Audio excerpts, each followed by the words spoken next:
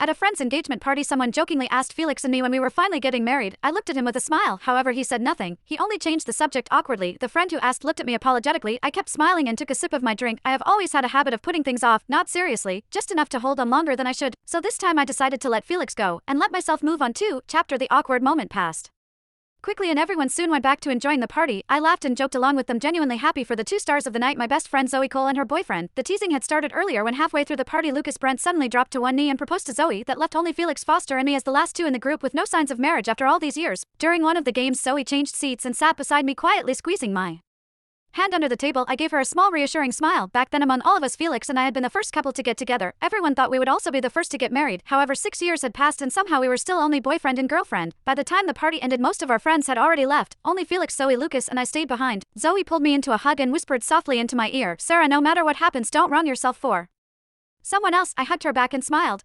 After watching Zoe and Lucas leave, I turned to follow Felix to the car. He was staring at his phone without even looking up. Lacey's still at the office working overtime. Her phone died so she can't call a car. I'm going to pick her up. I nodded. Okay. I slipped my phone back into my pocket. The moment he mentioned Lacey's name, I had already instinctively taken out my phone to book a ride home. Luckily, by the time he finished speaking, I had already gotten a car. He glanced at me. "You drank quite a bit tonight. Go home and get some rest. I'll head out first," I answered with another okay. When his car passed by me, I deliberately stepped farther away so I wouldn't get hit by the exhaust. A little while later I got a message from him, a voice note. Usually I would have immediately taken out my earbuds just to hear his voice, however tonight I felt too tired. I just converted it to text. "I'll go home after I drop her off. Don't overthink it." How rare in the past.